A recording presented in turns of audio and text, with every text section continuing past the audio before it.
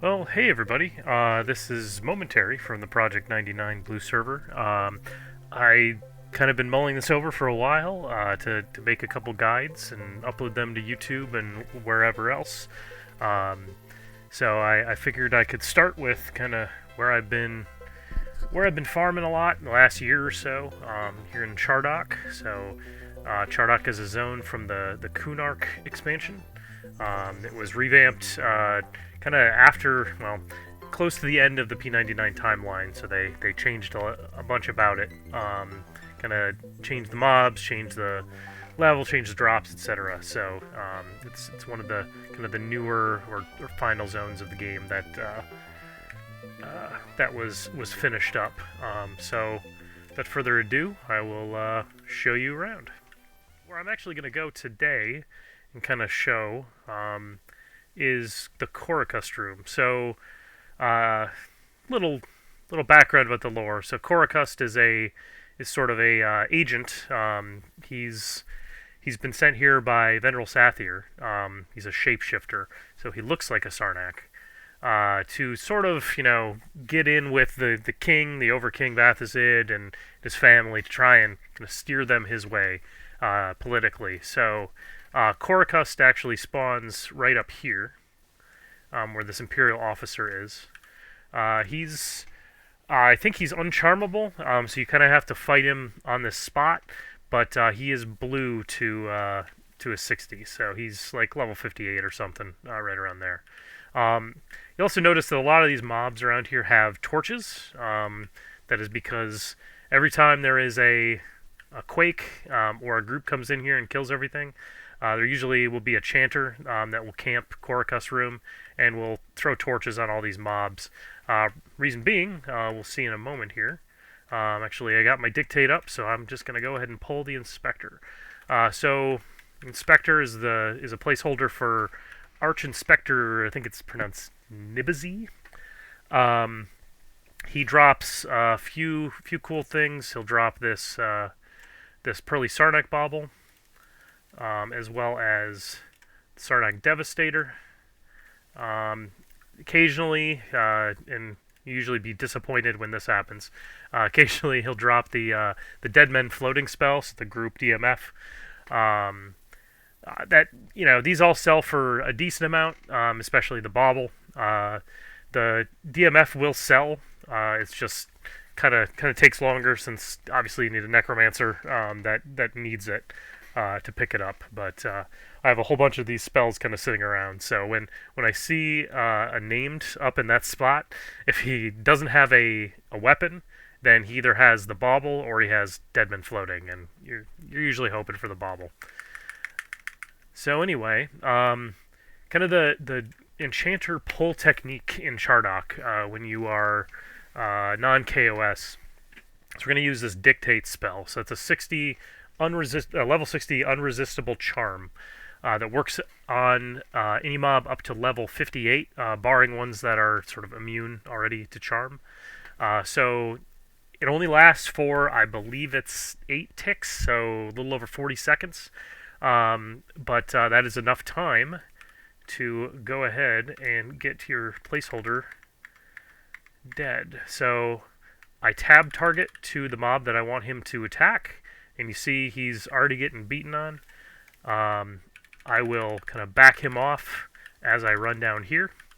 So the reason I'm going kind of all the way down here is because it takes all those mobs a very long time to sort of run all the way around. You can see, and I'll show you on subsequent pulls a little more clearly. But as I was exiting the room, I went ahead and targeted that Lesser Guardian that you see on my target bar here. The reason I do that is I like to have something that I can just kind of spam my hotkey on. And you see that the Inspector's dead, so that is time for us to gate. So I have this hotkey that I call pet attack, but all it is 2 pet attack commands with a pet back off in the middle. The advantage to having something like this is it will cause the pet to attack what you target, right? But it will also back them off in the middle. So if they're like in the middle of attacking something, right, and you tell them to attack something else, they don't immediately go off and follow that command, right? You need to back them off first. And sometimes you'll get into kind of sort of an infinite loop where you'll back them off, then they'll get hit by the other mob so that they'll refocus their attention.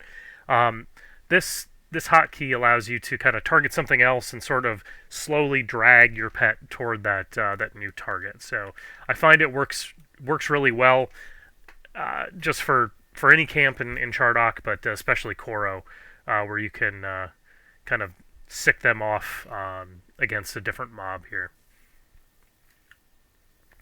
Alright, we're back in Chardok. I notice we have lost a buff. Pulling doesn't really require a whole lot of buffs.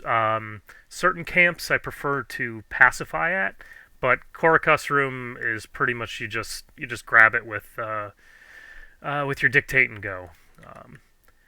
Dictate, you'll notice, is also grayed out here. It has about a 5-minute cooldown, so once you use it, it takes a little bit of time for it to pop back up for your next pull.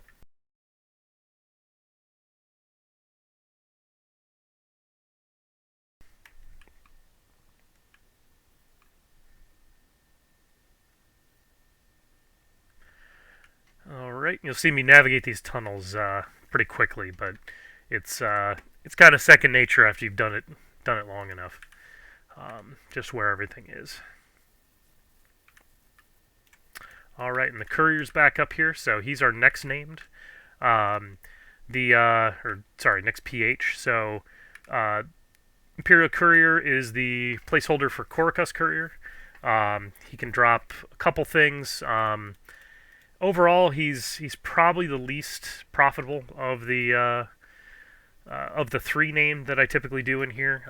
But he can drop his kind of big ticket item is his Writ of Dizak, which is it's a good enchanter item, good ranged item especially, but can be used as a primary too.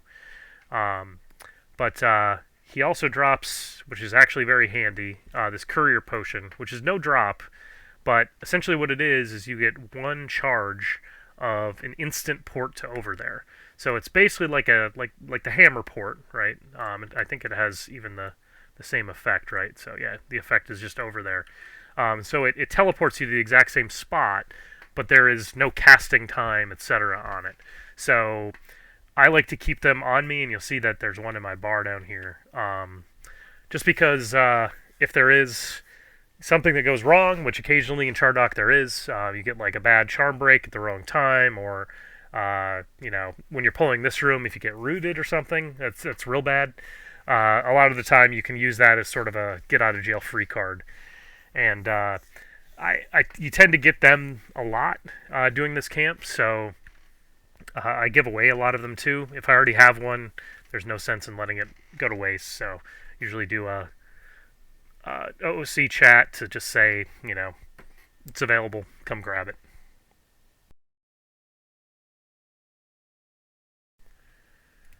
Alright, so I've got my dictate back. Just going to do the same thing with the Courier. So I pull this room a little different sometimes, but with the Courier, typically I will stick him on this Greater Guardian down here. So while I'm casting dictate, because it's got a 5-second cast time, that's plenty of time to sort of tab until I get that Greater Guardian on my target, and then dictate hits, and I immediately sick the placeholder on that mob. So I usually wait until I see him get damaged, and then I start spamming for the placeholder to run up and attack my target there, the Lesser Guardian. You can see sometimes you get some debuffs on you. I got a Boil Blood, which is minor. There's some nastier ones that, especially like the Shamans can cast. I think they're Shamans. You get like Envenomed Bolt or whatever, and yeah, that can be a little rough. But obviously, since you're zoning a bunch, etc., you can wipe off the dot if you get low, but at the cost of needing to rebuff. But overall, this really safe camp, just in general, just really easy to to keep up with, just because all the pHs are sort of in the same room, which is really nice. So you only really have to keep running back to the same spot. And obviously Chardok is nice to camp just because you can buff some of the lobies and stuff that are hanging out, and XPing up top. It's actually really easy also to bum like a regen from a druid or a shaman that's XPing, especially druids that have like SSBP or whatever that can just click you. So yeah, usually when I run through here, I try to make sure that I keep clarity up on my pals up here.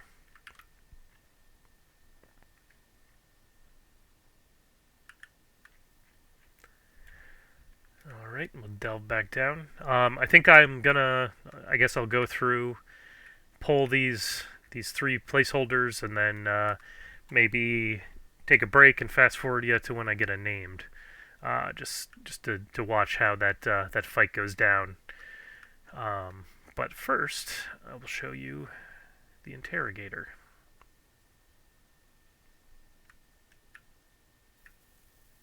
Couple other places of interest and things to watch out for. So this is the bridge.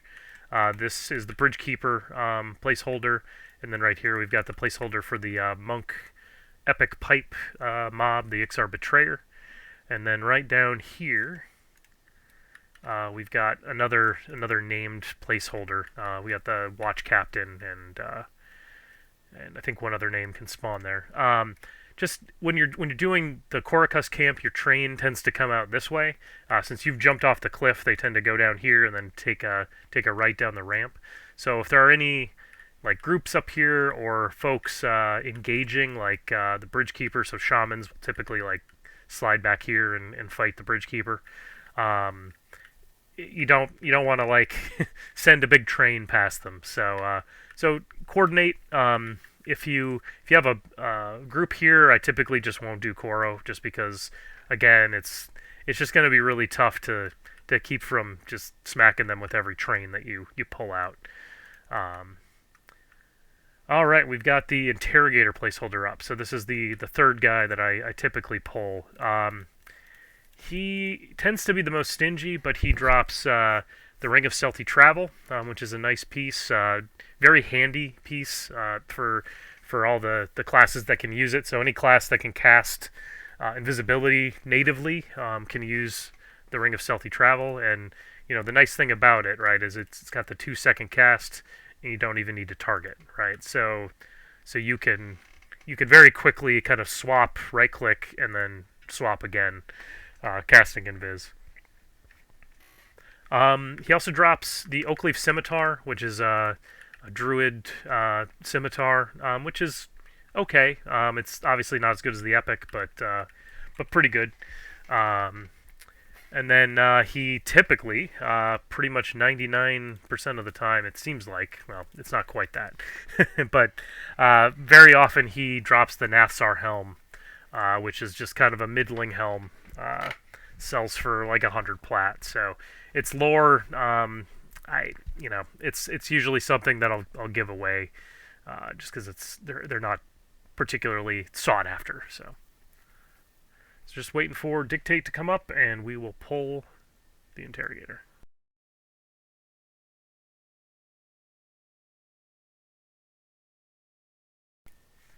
All right, we've got the Interrogator up here.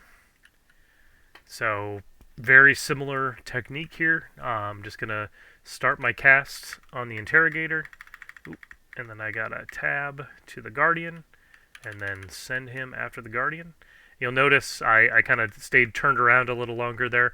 You could see the 2 on top, the placeholder for Korucust and his kind of friend, his buddy in the middle there, both kind of start running after me. So they're going to keep running after me, but they're going to take a long time because I got to go kind of around the entire zone in order to get down to where I'm running to. So make short work of that Interrogator PH and go ahead and gate.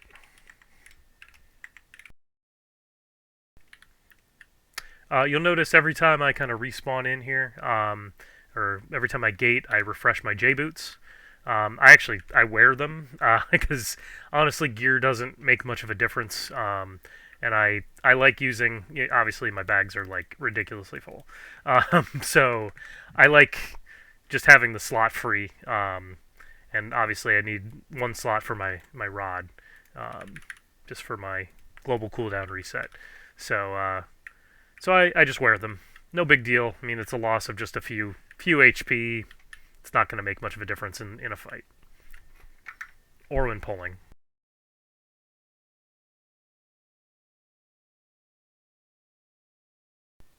So I'll give you, on the way back down here, I'll give you a quick preview of where we're going to fight our named.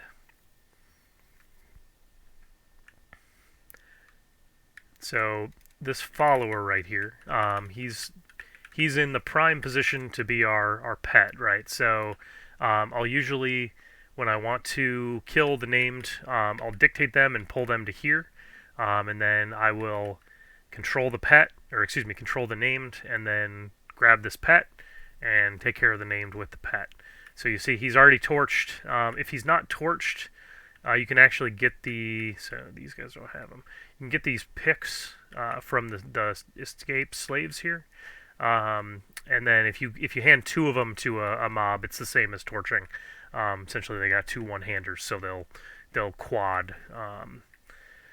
And then hasted and quadding, they'll do some damage. As far as my kind of spell set here, so I usually kind of use these two as swap slots. I use my levitate, or I keep my levitate up just because like I don't really love using air elemental all the time, especially you have to recast it every time you zone back in. So I bring a whole bunch of bat wings with me whenever I'm gonna go farming. Usually don't have to refresh them that often. Dictate, obviously, it's a must-have. I typically will use Boltrans. There's a couple times where a pet will be like right on that cusp, where they'll be 53, where you can charm them with Boltrans, but not with a lure. It doesn't really matter a whole lot. If I'm hurting for mana, sometimes I'll swap out for a lure. But Boltrans does well, especially that I love that fast cast time. Gate obviously is necessary for the methods that I'm using. After a pull, always bash that V key, which is what I have bound to gate.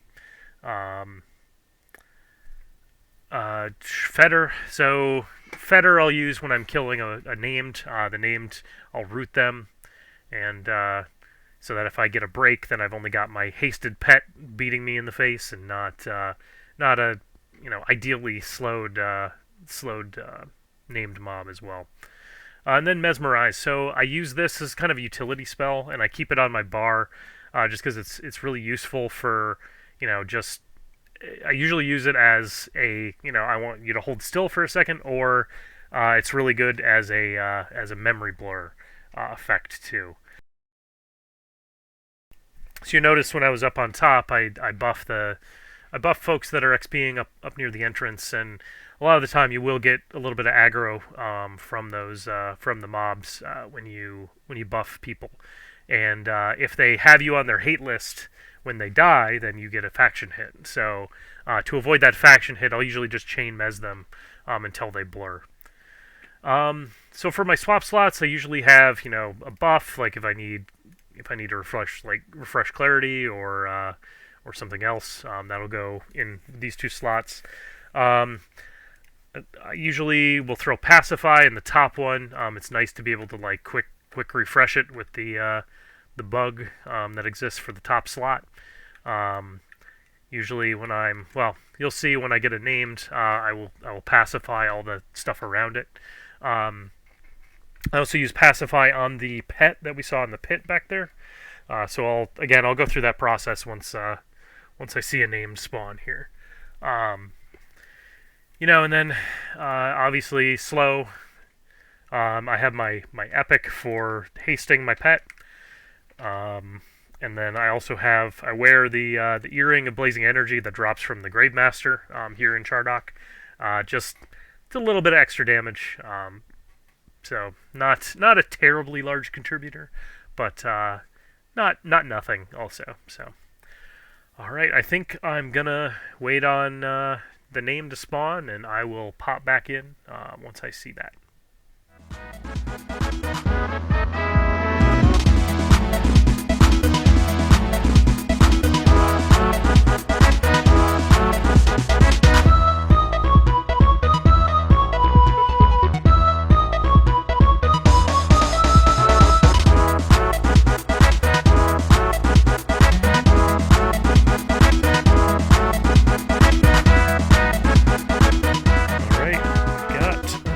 So this is Arch Inspector Nibi, as I mentioned. So the good news is he doesn't have a weapon. So his common drop is the Scepter of Dizak Authority, which is a kind of inexpensive sort of caster primary. And then he also has he could potentially drop the Sarnak Devastator, but he's got nothing in his hand right now. So he doesn't have either one of those, so he's either got the spell or he has another bauble. So the first thing I do, right, I make sure I got my Overwhelming Splendor up. I'm going to pacify around him. So there's only when we've got a full clear here, or like when we got these two guys cleared, these two placeholders, only the Myrmidon and then the two in the center here are gonna see us pull him. So those three are the three that I need to kind of take care of here. Can take a while. Sometimes you might use a lot of mana trying to pacify these guys. But if you're lucky, like I have been with those first two casts, everything is good.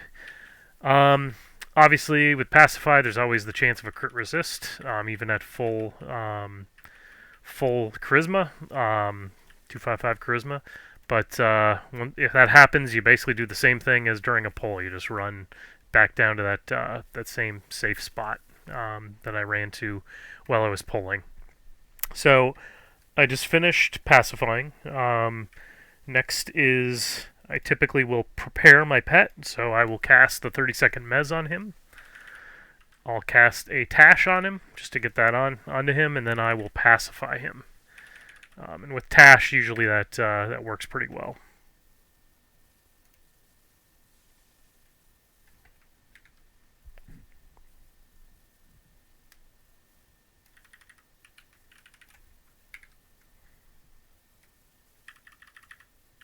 All right, and then as I mentioned earlier, I use Mez to kind of blur him. So once he's conning warmly again, we're good to go.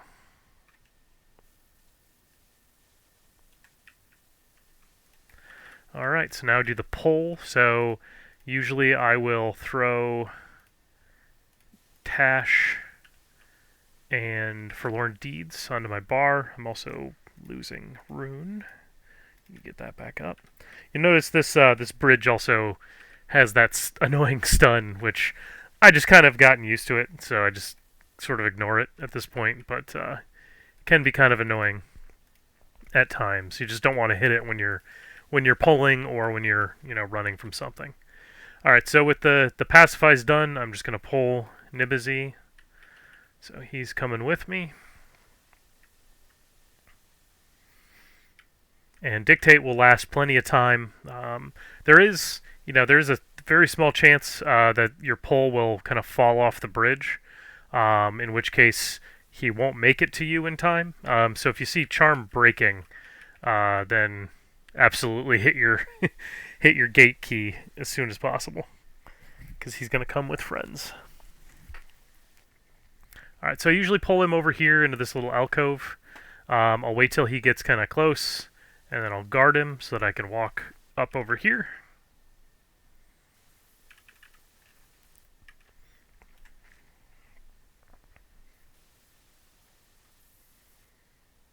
I'll wait for him to break. Shouldn't take too long. I put him back there because then I can just sort of spam the fetter key, and it won't be able to start casting until he kind of runs into view, which is handy. Basically, I can just mindlessly mash the key. So I rooted him, I slowed him, I tashed him, and I just charmed the follower. So we'll get our damage shield on the follower. And we'll haste the follower. The other thing about most of the mobs here, there are exceptions, but the 2 of the 3 names in Korocust Room that I am pulling today, that I'm showing you, will enrage. So once he gets down to 10%, he'll enrage for a little bit. Usually to tank it, I'll just use my rune, just run up behind him and have him slowed, smack me a couple times while the follower continues to beat him from behind. So there's also, since he's rooted, you could back off the pet, but the method that I use kind of gets the job done a little faster. So that's what I prefer.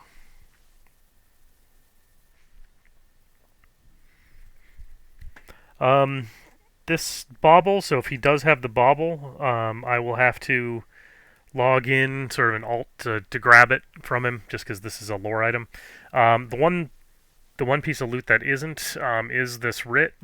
So I have one that I'm wearing along with the one that's in my inventory. So you can have any number of those that you please. All right, so he's getting kind of low.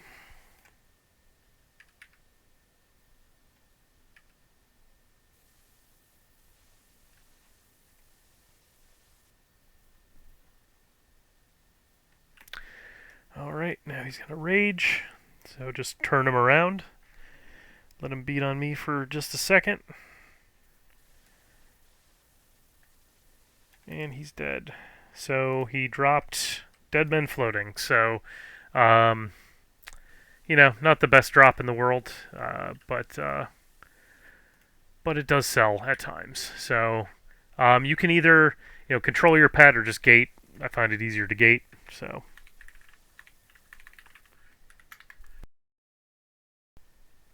Alright, and that was our first named for the camp today.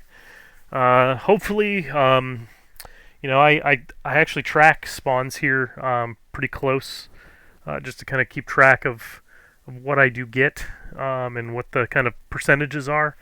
So, all in all, my my data, I'll kind of read through it for Inspector here for you. I have killed him and his placeholder 556 times, according to my spreadsheet here. He has spawned 92 times out of that. So overall, it's about a 1 in 6 chance, almost exactly a 1 in 6 chance. So I think all 3 of the spawns that I'm doing today, they have about a 1 in 6 chance of spawning the named. Out of the 92 that I've seen, 20 of them dropped the bauble. And 20 of them dropped Dead Men Floating. So, it's a pretty even split. But yeah, 20 of those baubles, at a particular price, can make you some good money. Okay. Looks like we got another named up. We got the Courier named. So, this guy will take a very similar tact. So basically, we want to pacify his 3 neighbors. So that Myrmidon down there is going to be my first target. You'll notice I will con as I'm casting. If I see glare, then I know I need to run right away. I don't need to wait for any kind of message or anything. Which is handy for that extra couple seconds that you might need to actually get away when you got these mobs following you. This one's being a toughie. There we go. So again, looking for that looks less aggressive message. Vice the resist. Nope. And there's a crit resist. So we gotta run. So, as I mentioned, we just got to go down to about the same spot I was running to on the pulls. That will be safe to gate from. Right around this corner here. And then we should be able to hit our gate key. Yep, that'll happen. The nice thing, at least, is it gives you a little bit of time to prep the pet. Alright, so let's dive back in. So Pacify lasts for about 8 minutes, so you should be good. If there is one gonna crit resist and you gotta run away. Once you get more than one, it starts to get a little dicey. I don't really keep timers on Pacify, so it is can be a little dangerous. So I just sort of start pacifying again if I get more than one. It's annoying, but you know, janitors can do some stuff that a lot of the other classes can't. So that's our penance. Infinite cycle of pacifying. Alright, so as I mentioned, I'm going to drop down here real quick, take care of the pet.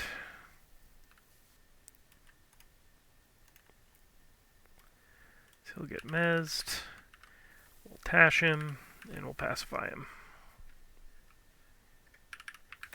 And then we will mezz him until he will con warmly to us again. There we go. Alright.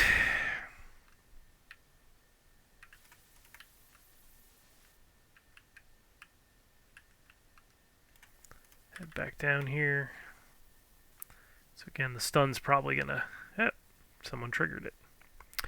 Alright.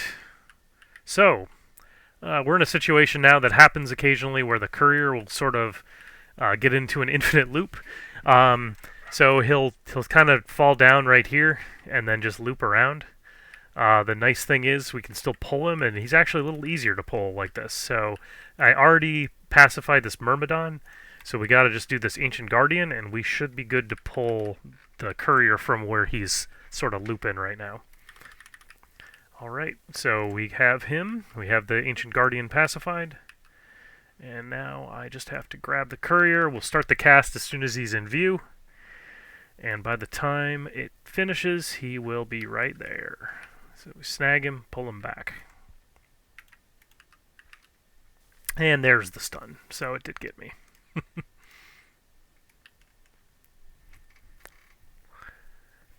These mobs, especially the ones that are kind of up in their spawn point, they have to do a lap around the room before they can come at you. So usually you have kind of ample time to get them situated. They're usually slower than you, even with the stun. So park him there, run up here, and you'll see my screen fill with red as I kind of just mash that root button. It's bound to my E key, so it's kind of right on my home row. I got my keyboard set up in a very specific way. So E is root, G is my global cooldown, V is my gate. I think Shift F is attack and F is back off. So those are really easily accessible. So really customized specifically for Chardok here. Alright, so I tashed and slowed the courier before charming the pet. Again, the pet was already pacified, so he's kind of just sitting there, waiting for me to be done prepping the named for him to kill. So the courier is another one that will enrage once he's down to 10%. So we just have to watch out. Usually it's not a huge deal. The hasted pet will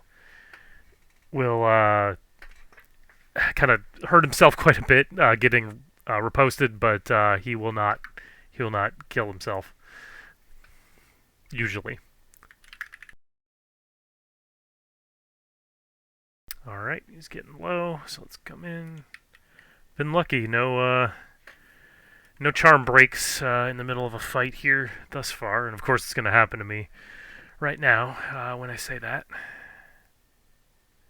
All right.